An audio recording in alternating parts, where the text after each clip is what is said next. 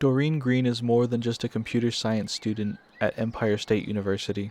She also happens to have the powers of a squirrel and the powers of a girl.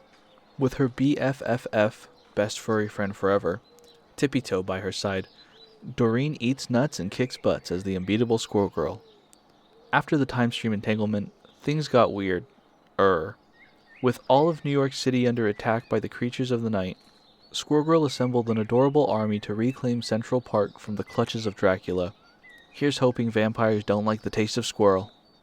Well, that should take care of them, the unbeatable Squirrel Girl said as she stood over a group of freshly defeated attackers. Another horde of vampires down for the count. Good work, everybody.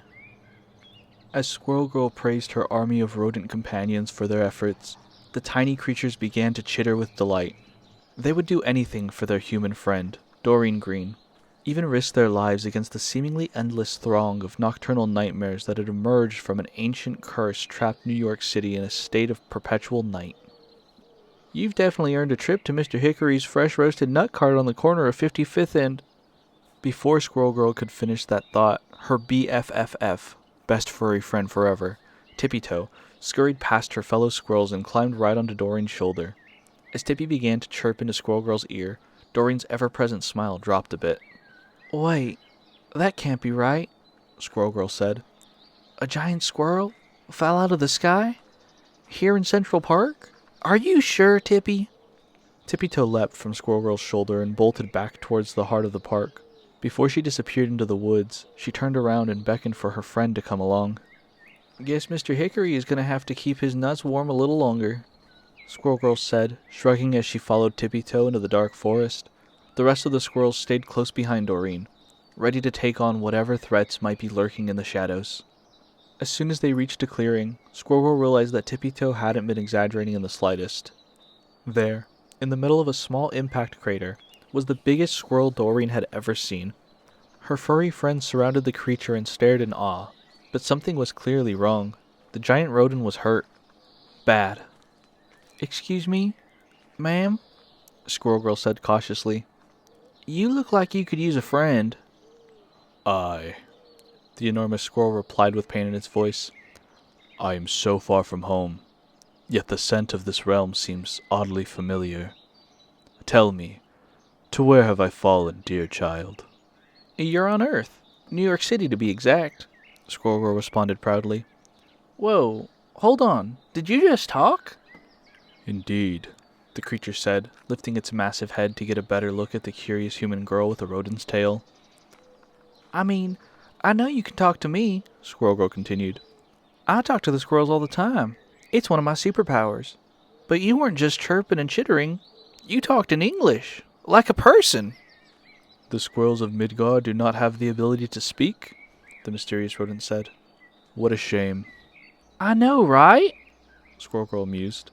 I'm the only one who gets to enjoy all of their stories. Guess I'm just lucky. I have a story to tell as well, the oversized squirrel said. But sadly, there is very little luck in it. Ooh, I wish I had some popcorn, Squirrel Girl said as she sat cross-legged on the ground next to her new friend, eager to learn more. Her squirrel companions gathered around and listened intently. My name is Ratatosker, the creature began.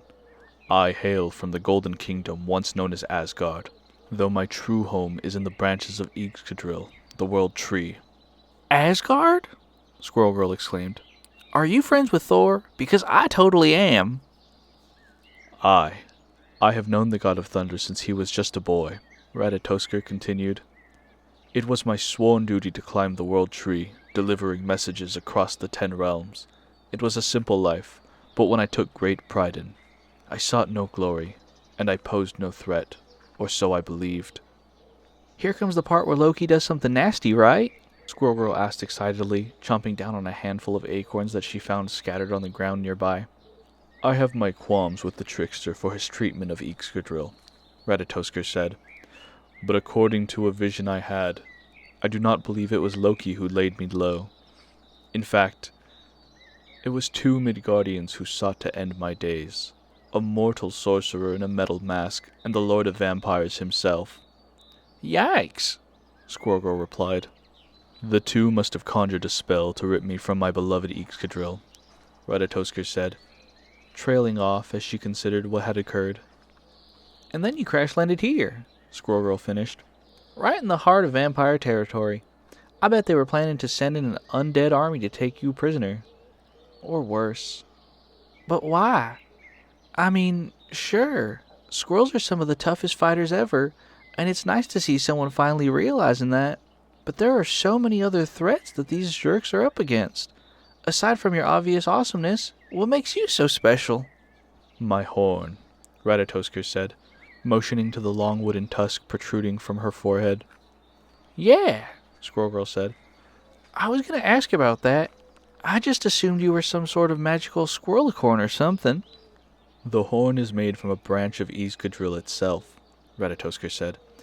It is imbued with the World Tree's life-giving power. Should it pierce the Vampire King's heart, it would likely end even his eternal reign. In order to remove such a risk, they are undoubtedly seeking to remove me from play. Well, they'll have to go through us first, Squirrel Girl exclaimed, lifting her fist in the air triumphantly. Her squirrel companions all squeaked with joy, but silence quickly fell once more as the leaves around them began to rustle. Suddenly, several vampires lunged out of the woods, hissing and baring their sharp teeth as they rushed towards Ratatoskr. You know the drill, gang, Squirrel Girl shouted to her tiny squirrel friends. The squirrels jumped into action, scampering forward to meet their attackers. In a frenzy of teeth and claws, the vampires soon found themselves overpowered by the bushy-tailed battalion. Every time they managed to shake off one rambunctious rodent, 3 more took its place. I'd bet on buck teeth over fangs any day, Squirrel Girl cheered as her fearsome foes fled back into the darkness. But before the hairy heroes could celebrate another hard-earned victory, the next wave of vampiric villains emerged from the forest, this time nearly doubled in number. At the center of the horde stood a pale-skinned man in a pitch-black suit and a blood-red cape adorned with gold ornamentation. His commanding presence made it instantly clear that he was the one in charge. The vampires around him eagerly awaited his orders. Stand aside, child, the vampire said to Squirrel Girl, his voice as cold as ice. This creature belongs to me. I don't know who you think you are, buddy, Squirrel Girl said defiantly, but Ratatoskr is with us now. You don't get to hurt her. I wouldn't dream of it, the vampire said. I have far more important plans for that mangy beast. You, however, shall not be as fortunate. So swears Dracula. Dracula? A bewildered Squirrel Girl muttered. No, it can't be. Oh, it is, Dracula responded with a grin, his fangs glistening in the light of the blood moon. And you, my dear, shall be the next to join my eternal legion. With a wave of his hand, Dracula unleashed his vampire horde upon Squirrel Girl. She dodged and leaped as quick as she could, hoping to prevent them from sinking their sharp teeth into her flesh. Don't let them get to Ratatoskr, Squirrel Girl yelled, clearly more concerned about her newly arrived ally than about herself. Even though her rodent army vastly outnumbered the vampires, Squirrel Girl quickly realized that her forces were gravely outmatched. These were Dracula's most elite soldiers, and Dory knew that she and her friends were in over their heads. Tippy! Call in reinforcements! Squirrel Girl shouted. With a loud series of squeaks, Tippy-Toe beckoned forth every animal that called Central Park home, from rats and raccoons to frogs and felines. As they skidded across the ground towards the unsuspecting vampires, another wave of animals swooped down from the skies. I didn't know you could speak bird, Tippy, Squirrel Girl exclaimed, genuinely surprised to see the large feathered flock furiously pecking at her foes. Tippy-Toe shrugged with confusion. Those creatures are not of this realm, Ratatoskr said. The ravens serve Loki himself, and the crows belong to Hela. Apparently, Dracula is not the only one searching for my whereabouts. Hey, we'll take all the help we can get, Squirrel Girl said, leaping forward to join the flurry of teeth and beaks and claws and talons. Squirrel Girl's furry friends continued to do everything in their power to distract the undead warriors from their true prey. But then, without warning, every one of Doreen's beloved squirrels abruptly stopped in their tracks. Guys? Squirrel Girl said. What's going on? You are not the only one who can speak to the rodents, Dracula mused. In the past, I have reserved this talent for bats and rats, but I suppose it works on squirrels just as well. And I, for one, shall enjoy the irony of what is about to unfold." Tippy Toe and her fellow squirrels turned to face Squirrel Girl, their eyes glowing a sinister red. Squirrel Girl gasped in horror as she realized that Dracula had somehow pitted her best friends against her. Although she herself was not under the Vampire King's thrall, Squirrel Girl still found herself unable to move, completely paralyzed by the shock of the moment. "No, please!" Squirrel Girl shouted as the ravenous rodents began to descend upon her. But before the tiny terrors could devour Doreen, a powerful blast erupted from the skies, knocking the squirrels back and breaking them free from Dracula's control. "Looks like you've got a rodent problem, kid," a semi-robotic voice said. "Lucky for you, I happen to be on pest control duty." Iron Man descended from above and landed on one side of Squirrel Girl. On her other side, Moon Knight glided onto the scene. The two heroes had arrived just in the nick of time. "I'm so glad you guys are here," Squirrel Girl gushed with glee. "We were trying to rescue this giant Asgardian squirrel when Dracula and his army attacked us. I don't know how, but he turned my little buddies against me. For a moment there, I really thought it was all over." "It is," Iron Man said as he blasted back a few more vampires with his repulsors. "We're getting you out of here. Now."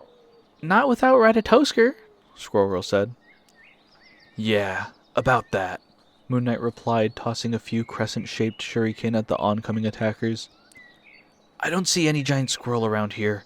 No Dracula either. And they say I'm the crazy one." Squirrel Girl looked towards the site where Ratatosker had landed earlier and was shocked to find that her new friend had gone missing. And Moon Knight was right about Dracula's disappearance as well. "She was just here, I swear," Squirrel Girl cried.